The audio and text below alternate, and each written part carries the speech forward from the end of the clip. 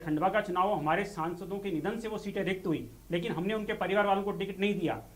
जहां तक धरियाबाद की बात है, गौतम लाल मीणा जी की जो पुत्र कन्हैया को, उसका पूरा प्रदेश का नेतृत्व उनको टिकट देना चाहता था, लेकिन सेंटर से एक पॉलिसी बनी कि परिवार वालों को टिकट नहीं देना है, हमने नहीं दिया। कोई बात नहीं, यहाँ हार गए, 2023 में हम फिर जीत जाएंगे। अगर कांग्रेस इस मुगालते में है कि ये 2023 के चुनाव की झलक है, तो हम चाहते हैं वो इस मुगालते में रहें। मैं आपको बता रहा हूं, कांग्रेस किसी भी स्थिति में 60 का आंकड़ा पार नहीं करेगी।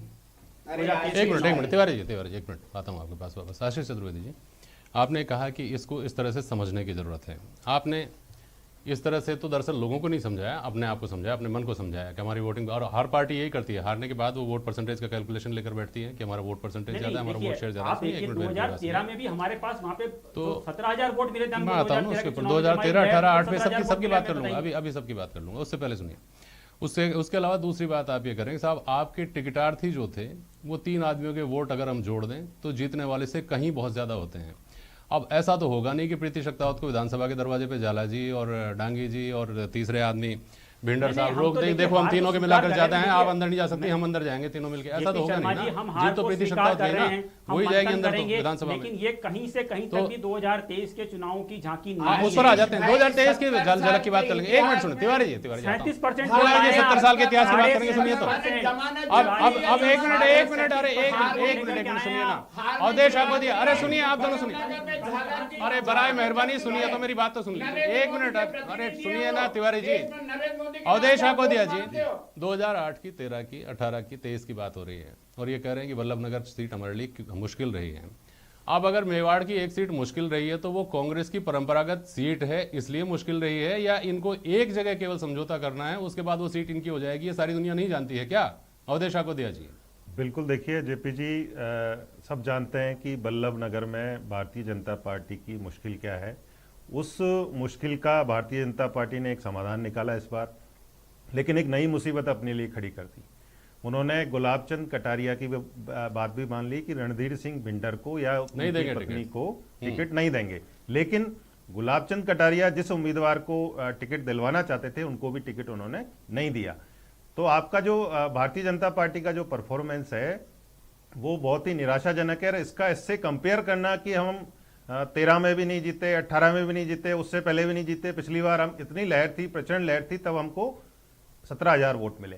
देखिए, भारतीय जनता पार्टी लगातार पिछले 2.25 साल से प्रचारित कर रही है कि सरकार का कामकाज बहुत लचर है, कानून व्यवस्था के मुद्दे पर सरकार को घेर रही है, और पूरे चुनाव प्रचार के दौरान भारतीय जनता पार्टी ने इसी थीम पर अपना चुनाव प्रचार किया, यही बातें जनता के सामने रखी। तो अल्टीमेटली जो मैसेज जाता है, क्योंकि हम सबको पता है कि ये जो 2 सीटों का परिणाम है, इससे सरकार की सेहत पर कोई फर्क नहीं पड़ने वाला है, ना विपक्ष की सेहत पर कोई फर्क पड़ने वाला है, लेकिन जो परसेप्शन बनता है उपचुनावों से, बिल्कुल उस परसेप्शन का पूरा खेल है। पिछली सरकार में जो उपचुनाव हुए थे उसमें जिस तरह से कांग्रेस ने जीत दर्ज की, तो उनका एक मोमेंटम बना, वो मोमेंटम विधानसभा चुनाव तक खिंच गया।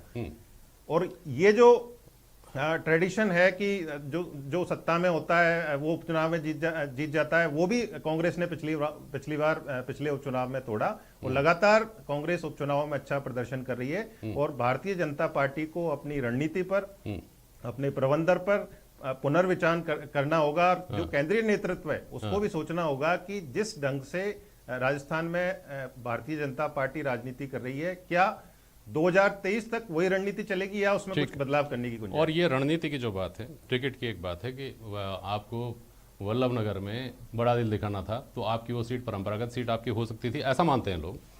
दूसरी तरफ कांग्रेस के बारे में भी हमको बात करनी चाहिए रणनीतिक मोर्चे के ऊपर। गजेंद्र सिंह शेखावत मानेसर कैंप के सदस्य थे, लेकिन अशोक गहलोत उनके नॉमिनेशन में गए। अशोक गहलोत ने पहले दिन से आखिरी नतीजे आने तक लगातार इसमें अपनी सक्रियता बनाई रखी। भाजपा के तमाम विरोध के बावजूद कन्हैयालाल मीणा के पास गए सांत्वना देने के लिए, उसको लेकर सियासत हुई, वो अपनी जगह। लेकिन ये राजनीतिक चातुर्य या कहिए कि जो हिकमत अमली जिसको कहते हैं, उसका इस्तेमाल कांग्रेस की तरफ से किया गया।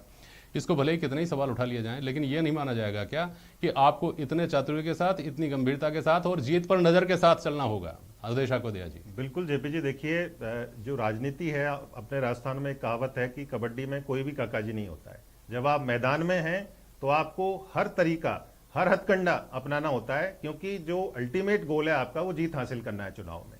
तो कांग्रेस ने कोई मौका, कोई मोर्चा ऐसा नहीं छोड़ा जहां पर चुनाव में बढ़त लेने की संभावना हो सकती थी। चाहे जो बल्लभनगर सीट है वहां पर जो गजेंद्र सिंह शेखावत थे वो पायलट कैंप के थे, वो मानेसर भी गए थे, और उसके बावजूद भी उनके परिवार को ही टिकट दिया गया। जबकि भारतीय जनता पार्टी जो कन्हैया मीणा है वहां पर ज्यादा सशक्त उम्मीदवार हो सकते थे, तो यहां पर परिवार को दरकिनार किया गया।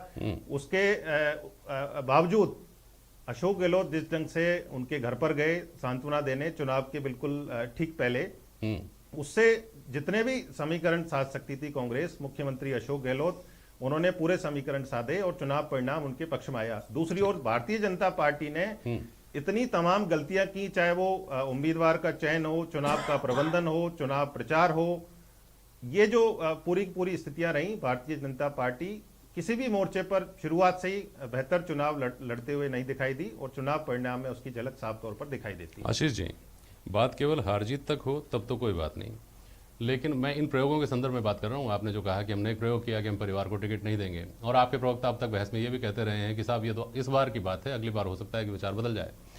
तो यहाँ तक अगर हार और जीत तक की बात होती तब तक तो शायद उतने बड़े सवाल खड़े नहीं होते। बात जब तीसरे नंबर पे, चौथे नंबर पर लुढ़क जाने की हो गई, बात जब जमानत जब्त हो जाने की हो गई, तब इन प्रयोगों की दुहाई देकर और वोट प्रतिशत की दुहाई देकर आप इसको जस्टिफाई कर सकते हैं क्या SR को, और ये दावा कर सकते हैं क्या कि साहब 2023 में बदल जाएगा सब कुछ? देखिए जेपी शर्मा जी, अभी ये जो 2 उपचुनाव हुए, इसके पहले प्रदेश में 5 उपचुनाव हुए हैं। अगर हम 5 उपचुनाव की बात करें तो चाहे सहाड़ा की बात कर लें, चाहे राजसमंद की बात कर लें, चाहे हम सुजानगढ़ की बात कर लें, चाहे खीवसर की बात कर लें जी, इन चारों जगह पे परिवार वाले लोग ही जीते हैं। आप देखिए खीवसर में उनका भाई जीत गया, राजसमंद में जो विधायक आशीष जी जीतते ही हैं। हमको ये बात पता थी, आप देखिए हमको ये बात पता थी, लेकिन फिर भी हमने मंडावा में टिकट नहीं दिया ना, पार्टी ने एक पॉलिसी तय कर ली, और ये कोई पॉलिसी पहली बार तय नहीं हुई है। आप देखिए 2014 के लोकसभा में हमारे 4 विधायक सांसद बन के जाते हैं, चारों जगह पे जो है हम नहीं देते हैं उनके परिवार वालों को टिकट। चाहे हम अजमेर की बात करें, नसीराबाद से हमने सामर लाल जी के बेटे को टिकट नहीं दिया, कोटा से ओम बिरला जी के परिवार वालों को टिकट नहीं दिया, सूरजगढ़ से हम बात करें तो संतोष अलावा जी के परिवार वालों को टिकट नहीं दिया, वेर से बात करें तो बहादुर सिंह कॉलेज जी के परिवार वालों को टिकट नहीं दिया। उसका खामियाजा हमको भुगतना पड़ा, हम 4 में से 3 सीट हार गए। तो क्या हुआ, प्रयोग कर लिया, हमारी सरकार